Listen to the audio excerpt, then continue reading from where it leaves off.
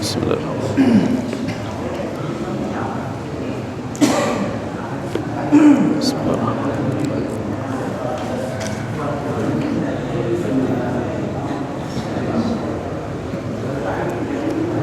Bismillahirrahmanirrahim.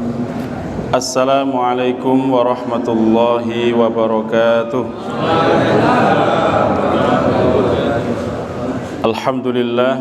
Alhamdulillahilladzi an'amana bi ni'matil imani wal islam.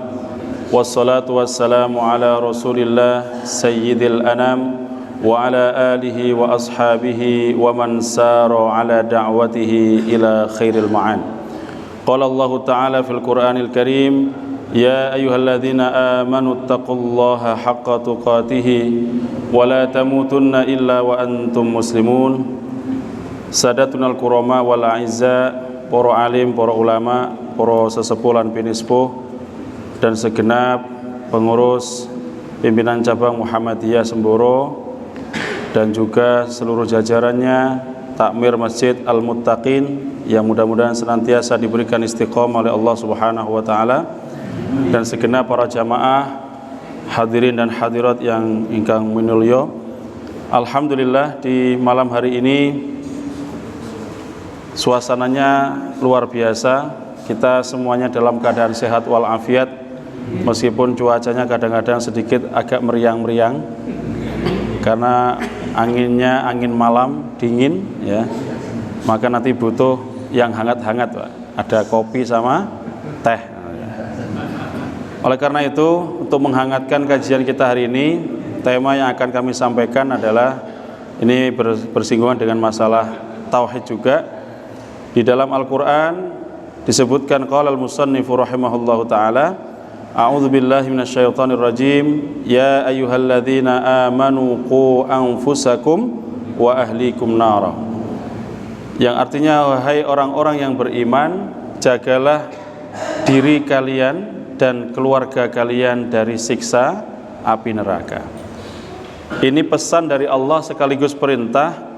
Pertama, jaga diri kalian, kata Allah. Qu anfusakum. Kalau orang sudah mampu menjaga dirinya, maka seyogianya bisa menjaga juga keluarga. Kadang-kadang kita terbalik, jaga keluarga dulu, tetapi ternyata nggak bisa jaga diri sendiri. Maka dibutuhkan, dikatakan di awal, qu anfusakum wa ahlikum nar. Di sini yang disebut dengan qudwah, ini yang disebut dengan uswah, yaitu contoh, panutan yang harus dicontoh oleh siapa? Keluarga kita. Maka Nabi mengatakan khairukum li ahli wa ana khairukum li ahli. Atau dengan bahasa lain, dengan lafaz lain, khiyarukum li ahli wa khiyarukum li ahli. Sedangkan sebaik-baik kalian adalah sebaik-baik yang paling baik dengan keluarganya, dan aku, kata Rasul, yang paling baik dengan keluargaku. Maka aku anfusakum wa ahlikum nar. Tugas utama kita sebagai orang tua, selain menjaga diri kita sendiri, adalah menjaga keluarga. Menjaga keluarga dari apa, Pak? Dari siksa api neraka. Maka fungsi kita di sini itu tidak lain adalah supaya kita ini menjaga anak kita, istri kita, ojo sampai niki melebet nyemplung teng neraka niki. Niki yang utama. Kalau kita sendiri nggak selamat dari api neraka, apalagi keluarga kita. Niki yang paling berat. Karena ketika kita sudah mampu menjaga diri kita menjadi contoh yang baik, paling tidak nanti memberikan syafaat kepada anak-anak kita. Karena da'watul walid ala walidihi la hijaba lahu. Doanya seorang orang tua kepada anaknya, atau sebaliknya anak kepada orang tuanya, tidak ada pembatas. Nah, ini harus senantiasa diingat-ingat. Makanya kita senantiasa setiap habis sholat jangan lupa selalu menyertakan doa untuk anak-anak kita. Ya Allahumma, misalnya apa dikatakan, Allahumma ja'al auladana, ya jadikan anak-anak kami salihin, muti'in, sabirin, kayak gitu. Disebutkan supaya apa? Anak-anak kita termasuk orang yang saleh. Jadi anak-anak yang taat kepada Allah dan sabar dalam menghadapi kehidupan. Nah, di sini bentuk daripada wiqayatullah. Wiqayah itu artinya apa? Penjagaan Allah kepada kita, Pak. Kita ditamengi yang namanya iman. Maka ketika iman itu akan manjing di dalam hati seseorang itu, ketika iman itu selalu jaddidu imanakum biqauli la ilaha illallah. Jadi manjingnya iman itu karena kita sering zikir dengan kalimat la ilaha illallah. Jadi afdhalu dzikri fa'lam annahu, nah, itu bukan hadisnya kelompok sebelah, boten, itu hadisnya semua kita umat Islam yang ahlus sunnah wal jamaah. Semua kita di sini mengatakan afdhalu dzikri, sebaik-baik zikir kepada Allah biqauli la ilaha illallah. Jadi jenengan menang-menang ngaten iki ya la ilaha illallah, la ilaha illallah. Kalau itu yang selalu disebutkan Pak, nanti akhiru kalamina fi akhiri hayatina, di akhir hidup kita kalimat yang terakhir kita ucapkan adalah kalimat la ilaha illallah. Niku paling agung. Makanya ada orang yang kemarin saya lihat ada yang viral niku teng Facebook, seorang imam mantun salat subuh, lagi wirid, lagi zikir ya. Kemudian tiba-tiba apa, kayak goyang-goyang ngadep ke kanan, tiba-tiba langsung lemas, meninggal. Nah, sebelum meninggal itu dengan jelas itu terekam di kamera, apa namanya? Nah, mikrofonnya itu dia mengucapkan la ilaha illallah gitu, Pak. Itu kematian yang sangat indah. Ya, kalau kita di kapundhut dalam posisi seperti itu, kita seneng, Pak. Alhamdulillah. Insyaallah dijamin pun niku dakhalal jannah. Tapi belum ada kalimat itu, kita masih 50-50. Tapi paling tidak masih dapat jatah. Kenapa? Jatahnya tetap insya Allah masuk surga, tapi entah berapa lama dulu, Pak. Nah, diresiki dengan apa? Maka ada dalam kajian fikih itu salah satu benda untuk menghilangkan najis, ya, membersihkan najis, membersihkan segala hal termasuk dosa dan sebagainya adalah air. Yang kedua adalah api. Kenapa api, Pak? Karena api itu dipakai Allah untuk menyiksa orang-orang supaya dibersihkan orang yang beriman, kemudian nanti dia masukkan lagi ke dalam surga. Tapi jangan wudu pakai api jenengan. Nah, enggak boleh. Ini khusus untuk maksudnya wiqayahnya Allah, tujuannya supaya kita selamat dunia sampai akhirat. Dengan apa kita mengatakan ku anfusakum tadi? Bagaimana caranya kita wiqayahnya itu kepada anak-anak kita wa ahlikum? Yang pertama ditanamkan namanya adab. Adab pertama yaitu adab kepada Allah. Adibuhum wa allimuhum. Dalam makalah Imam Ali ibn Abi Thalib, dalam kalimat makalah perkataan para sahabat, beliau mengatakan adibuhum, ajari adab anak-anak kalian, wa allimuhum, dan baru ajari ilmu. Jadi ajari adab dulu baru ajarin apa? Ilmu. Ini contohnya, Pak. Imam Malik julukannya beliau Imam Darul Hijrah. Ya, para pemimpinnya Darul Hijrah. Darul Hijrah itu rumah al-hijrah, itu maksudnya Madinah. Dikatakan ada seorang muridnya beliau itu orang Mekah, pemuda Quraisy. Beliau mengatakan kepada muridnya, ta'allam al-adab qabla an tata'allam al-ilm. Belajar adab dulu, kata beliau, sebelum kamu belajar ilmu. Nah, ini saya lanjutkan kalimatnya, kalimat beberapa makalah daripada para ulama terdahulu dalam kitab Syiar Alam An-Nubala. Imam Ibnu Mubarak yang hidup sezaman dengan Imam Asy-Syafi'i mengatakan ta'allamnal adab 30 aman wa ta'allamnal ilma 20. Kami dulu kata beliau belajar adab itu 30 tahun dan kami belajar ilmu 20 tahun. Nah, napa sing dimaksud Pak belajar adab niku, Pak? Ini kita lihat para ulama dahulu kalau mau mencari guru, mencari seorang mursyid atau seorang mudarris, seorang muallim, seorang guru, bagaimana Pak caranya? Dilihat adabnya dulu. Bagaimana makannya? Oh, makannya pakai tangan kanan atau tangan kiri? Ya, Imam Al-Bukhari itu gara-gara satu sebab dia nggak mau mengambil sebuah hadis. Suatu ketika bersama dengan sahabat beliau mencari riwayat hadis, menjumpai seorang sanad hadisnya kepada salah satu rawi. Ketika ditemuin, belum ketemu, belum nyampe, belum menyapa guru tersebut, dia melihat dari jauh. Gurunya ini punya kucing. Kemudian dikasih makanan, makannya dikasihkan nih, Pak, ditarik, dikasihkan, ditarik.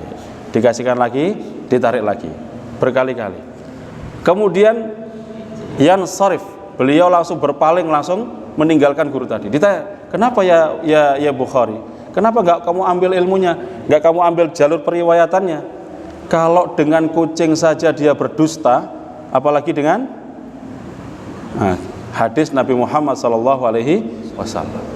Bayangno, Pak, gara-gara ngasih kucing dikasih ditarik, enggak jadi ngambil hadis, enggak jadi ngambil ilmu. Nah kalau kita merasa ini benar Pak, kita semua yang jadi guru di sini, pantas nggak kita diambil ilmunya sama murid kita? Kok meneng kabeh? Ya kan? Kalau Imam Bukhari aja gara-gara satu begitu alasan tidak mau mengambil ilmu, apalagi kita loh, kita ping piro ngapusi kadang-kadang. Tuku gorengan limo ngomongnya telu. Ya Pak ya? Ya kemudian dan sebagainya. Kita kadang-kadang ngapusi juga, nang bojone yang ngapusi, nang anak yang ngapusi. Nah, maka kalau kita bermuhasabah, kita ini masih belum disebut sebagai aliman atau alimun, tapi kita masih levelnya muta'al-limun, seorang pembelajar. Maka dalam kitab Syiar Alam An-Nubala, Imam Az-Zahabi mengatakan, mana qalna min adabi Malik aktsar mimma ta'allamna min ilmi. Kami tidak pernah menukil ya ilmunya Imam Malik itu lebih banyak daripada adabnya. Jadi Imam Malik itu ditirukan adabnya dulu sebelum diambil ilmunya. Ya ketika beliau mau sholat pakai siwak, pakaiannya rapi, baunya aromanya wangi. Ya imamnya gurunya kan kaosan oblong, kemudian ambune apa Pak? Penguk ngoten niku. Terus pundi? Ya kayak gini mau jadikan guru nggak bisa, harus ya gurunya harus loh kepada Allah saja dia nggak mau ihtiram, nggak pakai parfum wangian misalkan. Ya harusnya kita at-ta'atur. Bagian daripada sunnah itu memakai wangi-wangi. Nabi itu senangannya ada 4. As-siwak, at-ta'atur. Siwak itu nah niki. Napa namanya? Membersihkan gigi dengan salah satu pohon itu, kalau nggak salah pohon apa namanya Pak? Hah? Pohon apa namanya? Arot. Nah, arok itu hanya ada di wilayah sana, di Indonesia nggak ada, nggak mungkin kita siwakan nganggo kayu jati, ra mungkin. Dan sama ndak kira-kira siwak sama pasta gigi Pak? Fungsinya sama tapi beda. Kalau siwak itu Nabi pakai itu setiap apa Pak? Setiap waktu. Mau ketemu tamu pakai siwak, mau berjumpa istrinya pakai siwak, mau ngimami kayak gini pakai apa? Siwak. Ini jangan lihat para imam di Masjidil Haram tuh, kalau mau pakai siwak. Saya nggak punya kemarin tuh, dikasih cuma belum tak bawa, kasihkan. Jadi siwak sunnahnya begitu Pak. Nah kalau itu disamakan dengan pasta gigi dengan sikat, tidak sama. Masa mau saya mau ngimami jamaah sebentar nggih, saya mau gosok gigi dulu, kan tidak mungkin. Harus pakai apa? Siwak. Kemudian maaf mau baca Quran pakai siwak dan seterusnya. Dan siwak itu bahkan Nabi mau meninggal, nah nih masyhur dalam sirah itu, dalam kitab Rahikul Maktum, ketika Nabi sudah di pangkuannya Sayyidah Aisyah, matanya Nabi itu tertuju kepada siwak yang dipegang oleh Fatimah. Dilihat Aisyah tahu, diambilkan, kemudian apa? Dipegangi terus disiwakkan. Itu Nabi sebelum meninggal tuh Pak, minta disiwakin saking cintanya dengan siwak. Yang kedua at-ta'atur. Napa ta'atur? Pakai wangi-wangian. Nah niki ngapunten, kalau kita nih wangi, umat Islam tuh harus bersih, harus wangi Pak. Mau sholat Allahu Akbar niku, aroma mulutnya nggak ada bau al-basal. Napa basal niku? Bawang, bau pete, bau jengkol nggak boleh. Yang habis jengkol gosok gigi dulu sampai bersih. Kalau perlu kumur-kumurnya pakai Listerine atau apa itu. Setelah itu apa? Setelah itu kita apa? Pakai parfum. Untuk yang laki-laki, untuk perempuan mungkin ya sekedarnya. Tapi yang laki-laki nih ketika takbir, kalau jenengan takbir Allahu Akbar, maaf, bau keringat, bau kelek, terus pun di sebelah ya Pak. Allahu Akbar. Ngeten-ngeten. Menyiksa sebelahnya, apalagi pas subuh-subuh. Wes kaosnya gak diganti, bau keringat, kemudian maaf hanya cuci muka. Maka disunnahkan tuh kita mandi sebelum subuh. Kok meneng kabeh? Kayak gak yakin kayak mandi. Wadem Pak, di Semboro nih tetep Pak mandi disunnahkan apa? Mandi sebelum subuh itu bagian dari sunnah, dan itu manfaatnya bagi kesehatan sangat banyak. Baik, ini baru adab Pak. Kemudian ibunya Imam Malik mengatakan kepada putranya Imam Malik ketika masih kecil, ketika bermajelis kepada seorang ulama namanya Rabi'ah ibnu Abi Abdurrahman, beliau mengatakan ibunya Imam Malik ini, ta'allam, kata dia. Kata beliau, min adabihi qabla ilmi. Belajarlah dari adabnya Rabi'ah bin ibni Abi Abdurrahman sebelum kamu belajar ilmunya. Jarang saya dapati ada orang tua ketika mau nyekolahkan anaknya ke pondok, ke sekolah, nggak pernah. Belajar nang kepala sekolah, belajar nang Pak Kiai ini, belajar nang pengasuhe. Adabnya dulu baru belajar ilmu. Belum pernah dengar saya. Rata-rata dari kita mesti sekolah sing pinter le, di sini nanti muga-muga kamu nanti jadi pegawai, muga-muga jadi PNS, muga-muga jadi direktur, muga-muga jadi ini jadi itu. Semua urusannya selalu urusan dunia. Nah, di sini contohnya, Pak. Apa salah satu, Pak, adab yang dicontohkan Rasul? Yang saya sampaikan ini jarang dibahas ya. Tapi ini saya harus sampaikan, ini terdapat dalam hadis Sunan Abu Dawud dalam kitabnya, hadis yang ke-4548. Dan ini harus disampaikan. Kenapa? Yang selama ini kita mungkin menganggap sesuatu ini kayaknya aneh. Tapi ini ada dalilnya. Bahkan 2 kali dalam kitabnya, dalam syarah Riyadhus Shalihin li Ibni Utsaimin. Ini saya ambilkan dari Sunan Abu Dawud, an Zari' radhiyallahu taala anhu. Dari sahabat Zari' radhiyallahu an, semoga Allah meridainya, wa kana fi wafdi Abdul Qais. Zari itu berada dalam utusan kepada qabilah Abdul Qais. Rombongan, Pak. Qabilah Abdul Qais ini mau bertemu Nabi. Kemudian mengatakan, dia menceritakan, faja'alna natabadar. Kami kemudian berjalan ketika kami bersegera nyampe min rawahilina, nyampe dalam perjalanan itu bertemu Rasulullah, kelihatan Nabi, kemudian segera turun, fanuqabbilu yadan Nabi. Kami segera mengambil tangan Nabi, kami cium tangannya. Sallallahu alaihi wasallam warijlahu, dan juga kami mencium kakinya. Nah, ini piye maksudnya iki kok ono kaki barang? Apa nyium kaki kaya wong India ngono kae? Nah, kita bahas, Pak. Ini syarahnya ada. Nih, yang dimaksud para ulama tidak ada khilaf, tidak ada perbedaan masalah takbilul yad, mencium tangan. Ini dalam syarah Riyadhus Shalihin di Ibni Utsaimin. Ini saya ambilkan dari syarahnya, ini ulama Saudi yang sangat keras beliau masalah akidah. Soal Syekh Utsaimin ini yang dipanggil saudara-saudara kita yang sebelah. La li annal inha, kata beliau, tidak boleh membungkuk. Membungkuk di sini maksudnya termasuk tadi mencium kaki itu, Pak. Yang dimaksud kaki di sini maksudnya ngapunten, bahasa kita sungkem. Bukan mencium kaki Nabi yang kaya ngeten niki mboten, tapi sampai di dengkulnya. Ini seperti yang dicontohkan Jibril kepada Rasulullah ketika berjumpa, bertanya, beliau menghadap Nabi, antara dengkulnya sama dengkul Nabi berhadapan, beliau agak merendah, dipegang tuh fakhidaihi, pahanya Nabi. Ditanya, ma huwal Islam, apa itu Islam? Ma huwal iman, apa itu iman? Nah, itu, Pak. Itu yang dimaksud dengan cara al-inha. Beliau Syekh Shalih Utsaimin mengatakan, li'annal inha, inha itu membungkuk, la yajuzu illa lillahi rabbil alamin. Membungkuk itu tidak boleh kecuali hanya untuk Allah Rabbul alamin. Bungkuk di sini kayak rukuk, sujud itu kan bungkuk. Kita tidak boleh bungkuk sama orang, tidak boleh. Ini diamalkan sama ulama-ulama terdahulu. Siapa itu? Pendiri Jam'iyah Nahdlatul Ulama. Siapa namanya, Pak? Kiai Haji Hashim Asy'ari. Ketika beliau didatangi Jepang datang ke pondok pesantrennya, disuruh sinkere. Apa sinkere itu? Sinkere itu menghadap ke timur supaya merunduk seperti ini.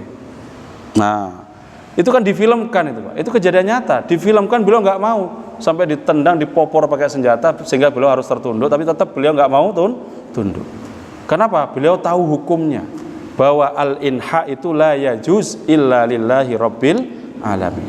Ini kata beliau Syekh Shalih Utsaimin, wa amma takbilul yad, adapun mencium tangan al-ab, ayah, awil ibu, awil akhil kabir, saudara laki-laki atau maksudnya kakak, awil alim atau orang yang berilmu, nah, para guru, awil syekhil kabir atau orang-orang yang dituakan, para sesepuh.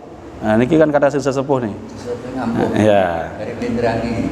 Awil syekhil kabir ihtiraman, dalam rangka untuk menghormati, ta'zim, fahada, kata beliau ini, la ba'sa bih, tidak mengapa, wala iskala fihi, juga tidak masalah, li'anna lahu mahaqqan wa hadza minat tawadhu, karena ini bagi keduanya orang tua kita yang dimaksud adalah memiliki hak, dan ini bagian dari ketawaduan. Jadi takbil yad itu mutlak, para ulama sepakat itu ya juz boleh. Yang enggak mau ya enggak apa-apa, yang mau saja enggak apa-apa ya. Yang penting kita ini bukan adat budaya senes, tapi ini dicontohkan oleh para ulama dan tentu para sahabat. Nah, ini di dalam kitabnya beliau Syarah Riyadhus Shalihin li Ibni Utsaimin. Nah ini Pak, jadi masalah adapun yang mencium kaki ini muttafaq, hadza makhsusatun lirrasulillah Muhammad sallallahu alaihi wasallam.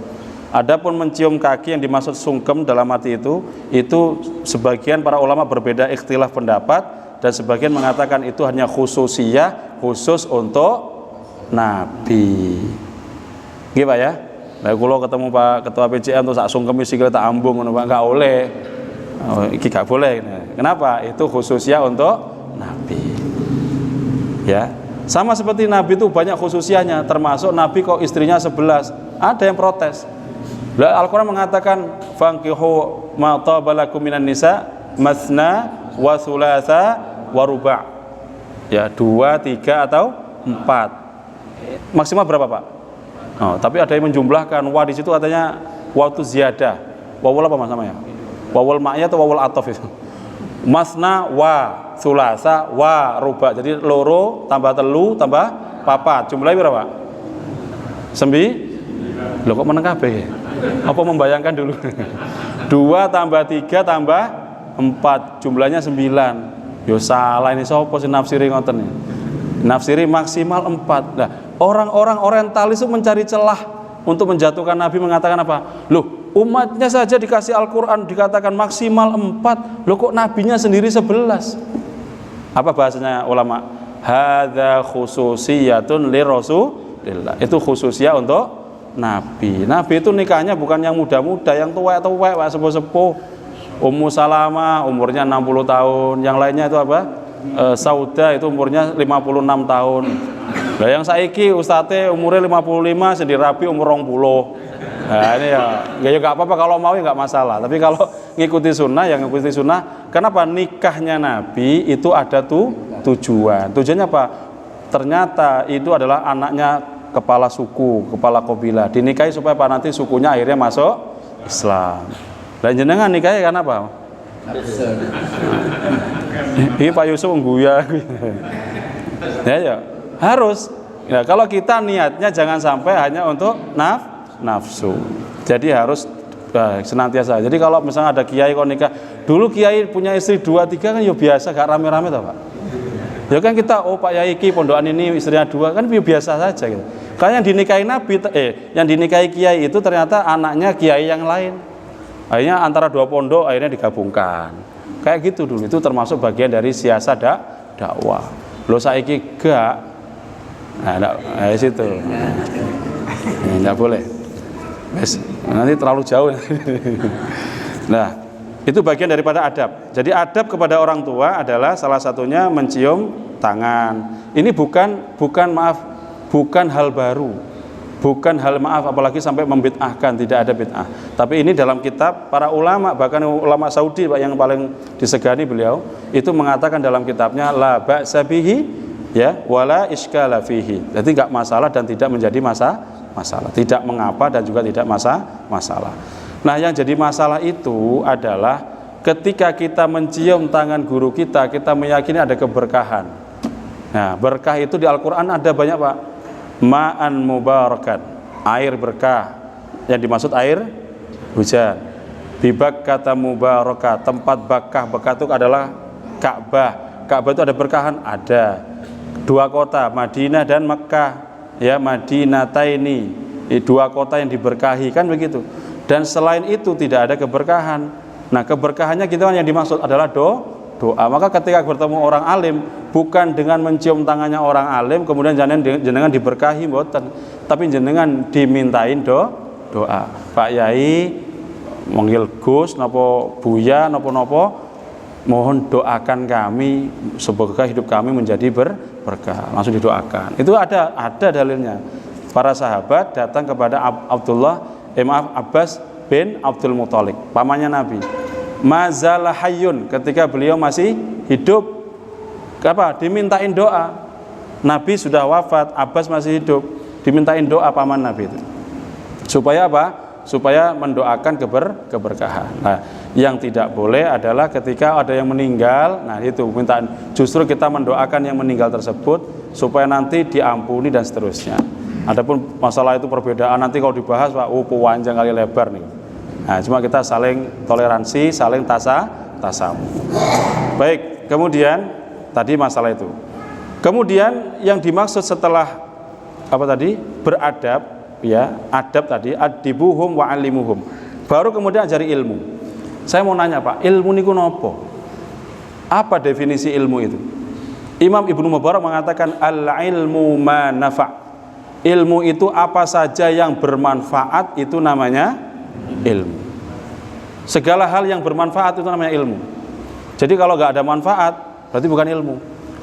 Ada, Pak. Itu kayak contohnya ilmu santet. Nah, ilmu hitam. Itu gimana, Pak? Kan itu kan tidak ada manfaatnya. Loh, itu ada manfaatnya bagi orang yang memanfaatkan. Ya kan? Kan semua tergantung niat.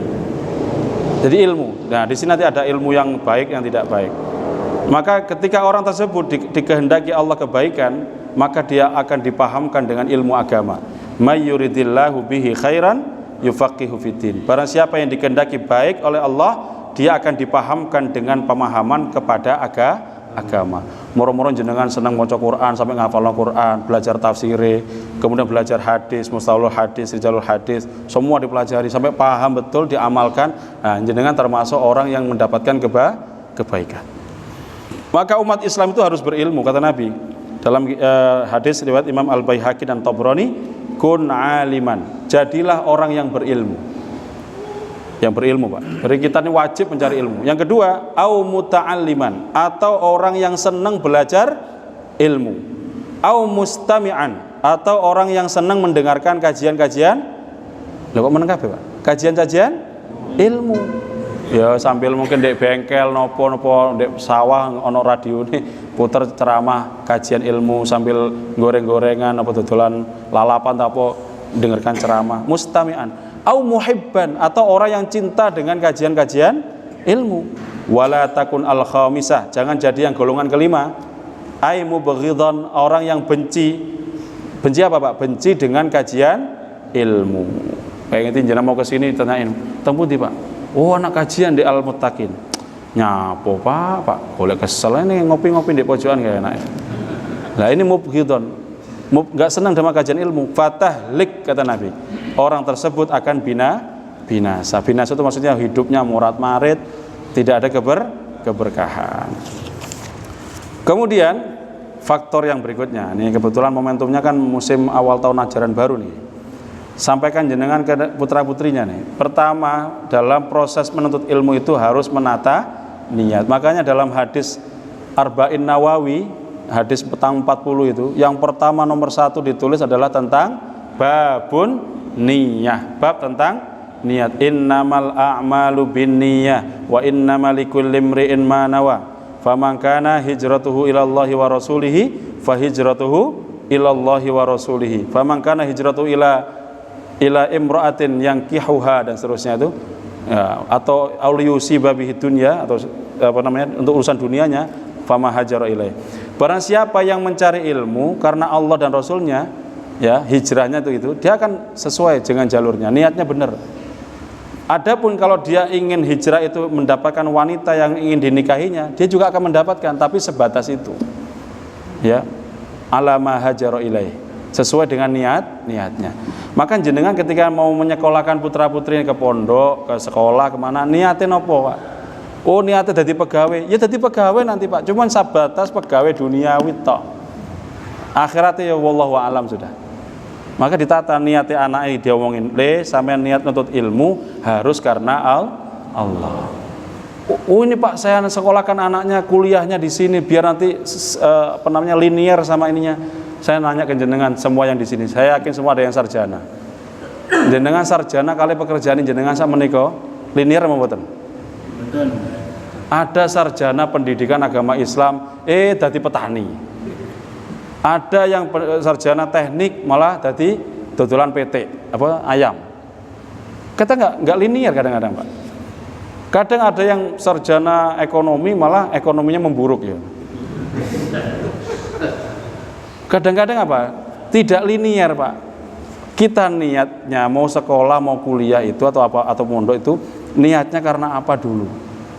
Maka di kanan di sini ada 2 hadis yang saya sampaikan, Pak. Nabi mengatakan man ta'allama ilman Barang siapa belajar tentang sebuah ilmu mimma yubtagha bihi wajhallah, yang seyogianya itu adalah untuk Allah, maksudnya apa? Seyogianya itu menjadi niatnya karena Allah azza wa jal, la yata'allamuhu illa liyusiba bihi 'aradun minad dunya.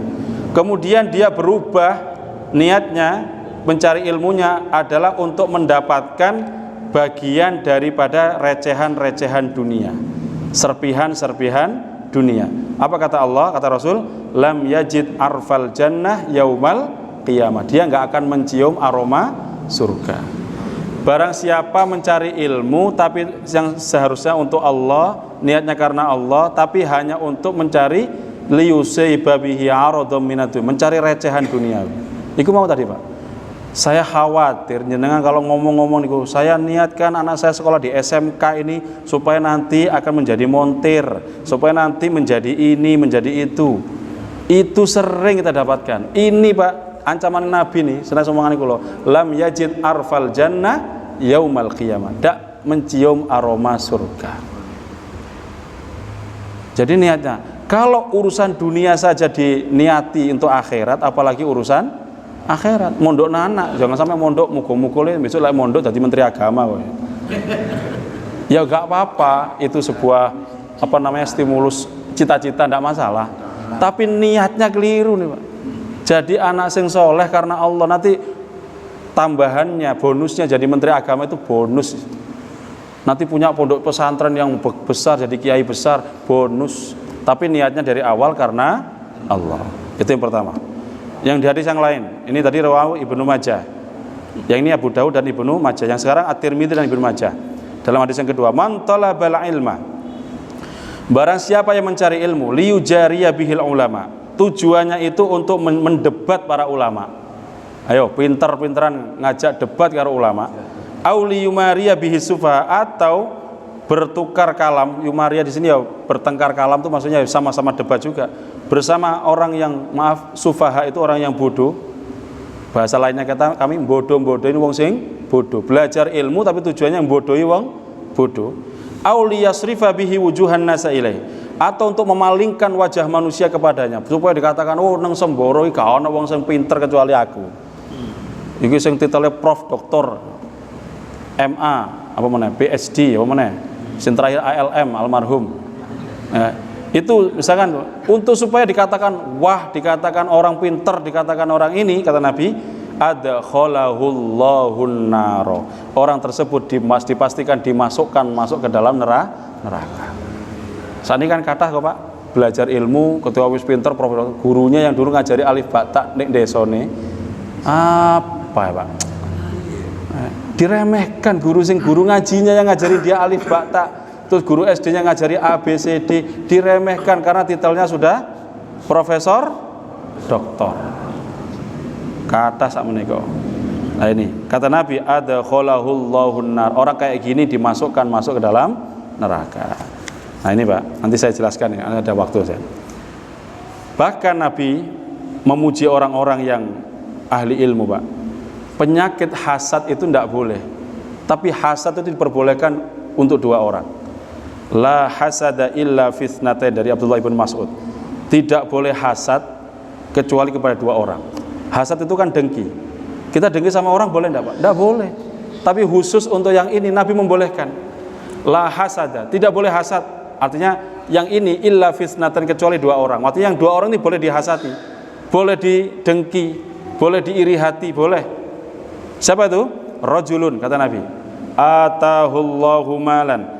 Seorang laki-laki yang diberikan Allah harta, fasallatu ala halakatihi fil haq, yang mana dengan harta yang melimpah itu dihabiskan total, dihancurkan semuanya, dihabiskan total semuanya fil haqqi, di jalan kebenaran.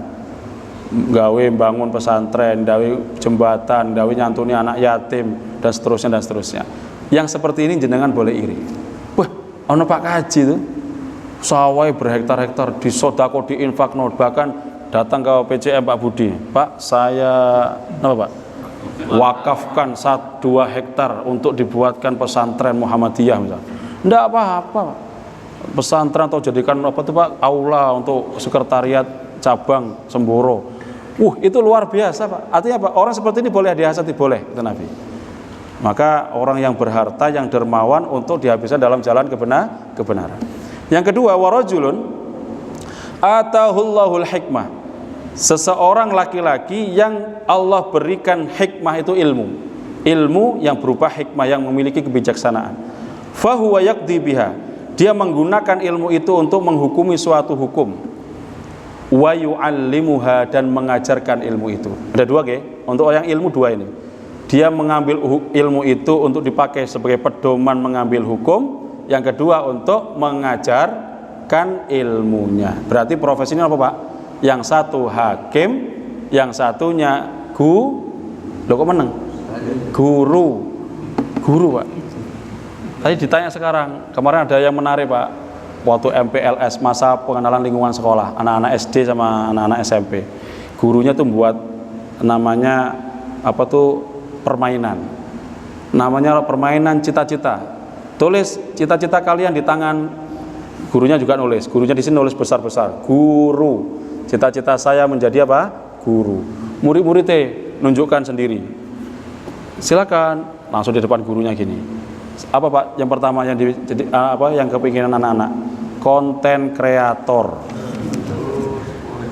Yang kedua, YouTuber.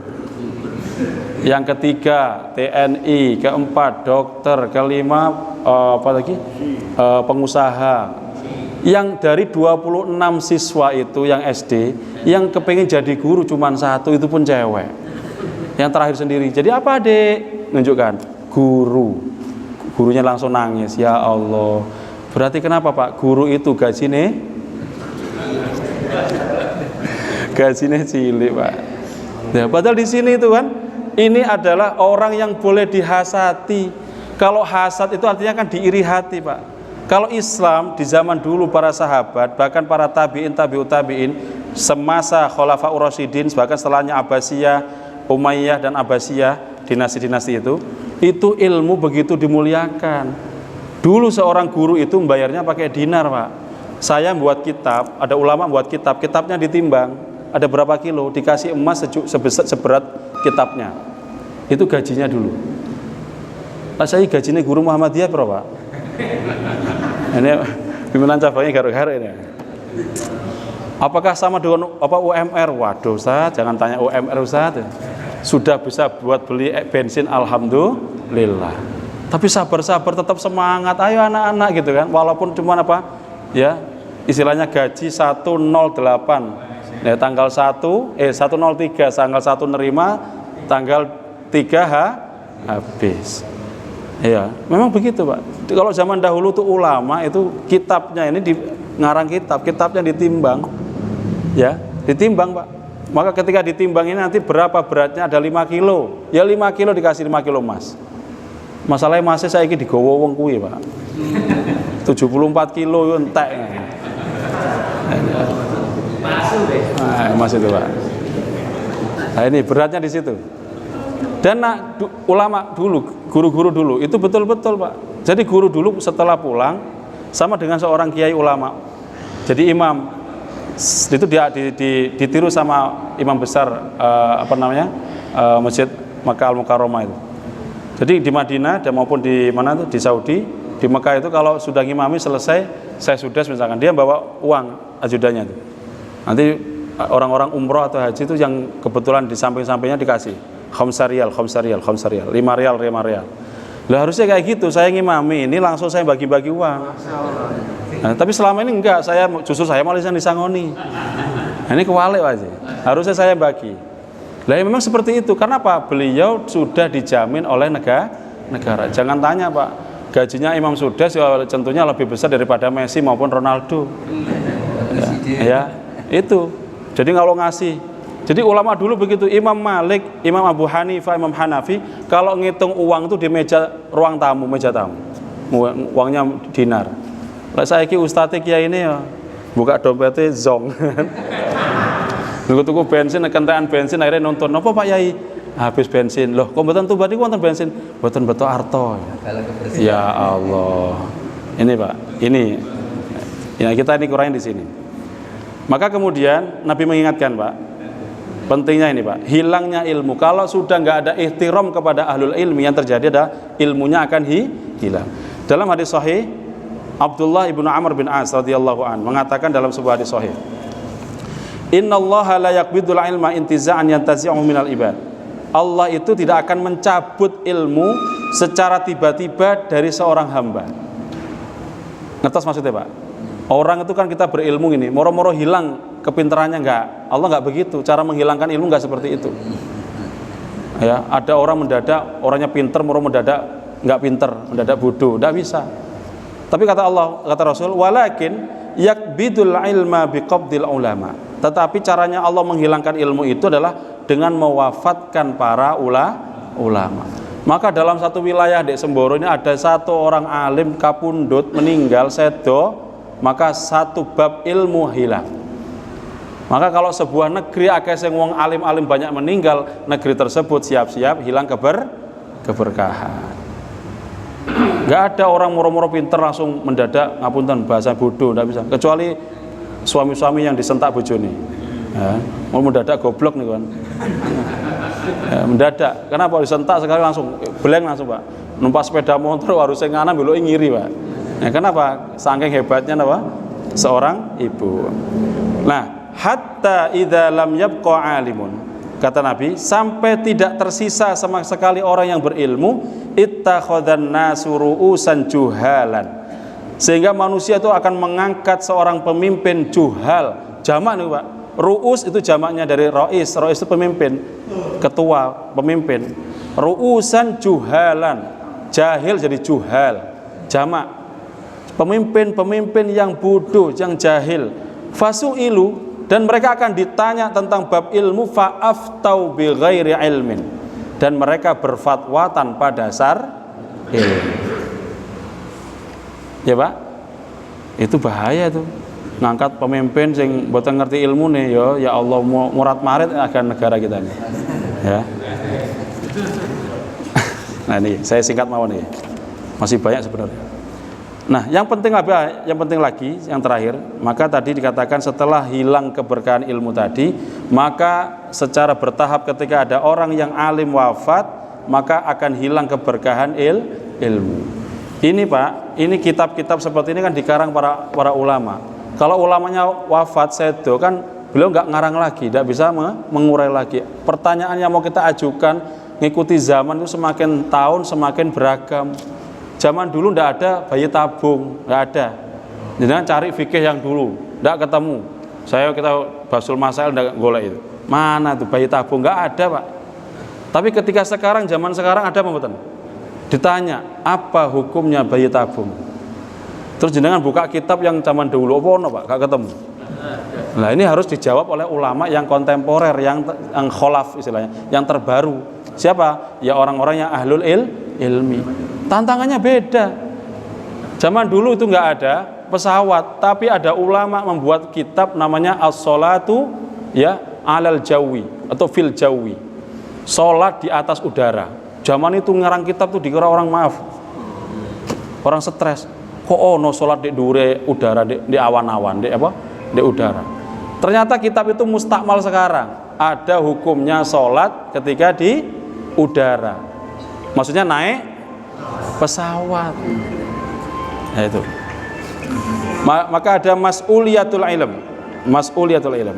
Namanya tanggung jawab ilmu. Tanggung jawab ilmu. Nah di sini apa yang disebut dengan mas'uliyatul ilm? Tanggung jawab ilmu itu Pak. Ilmu itu adalah syai'un wa mas'uliyatul ilmi syai'un akhar. Ilmu itu adalah sesuatu dan tanggung jawab ilmu itu juga sesuatu. Apa maksudnya Pak? Ilmu sama orang yang berilmu itu harus menjadi satu Pak. Sinkron antara ucapan kali perbuatan. Bisa niki jenengan tingali. Ada jaksa dituntut. Ya harusnya jaksa kan nuntut, ini malah dituntut. Ono satpam diamankan. Gitu? Betul. Ono polisi disidik, harusnya polisi itu nyidik malah disidik. Ada hakim diadili. Leres. Ada guru nggak iso ditiru. Ya zaman saya itu kayak ono kabeh Pak. Ada jaksa dituntut, ya kan wonten saniki ya? Ada satpam malah diamankan. Satpam diamankan. Harusnya satpam itu mengamankan, malah diamankan. Nah ini repot ini Pak. Ada hakim diadili, ada polisi disidik. Harusnya polisi yang nyidik, malah polisi yang disidik. Ada guru tapi nggak bisa digugulan, ditiru. Nah ini namanya, sebabnya di mana? Ini namanya masuk bab namanya mas'uliyatul ilm, tanggung jawab ilmu. Makanya orang-orang berilmu itu nggak bisa sembrono Pak.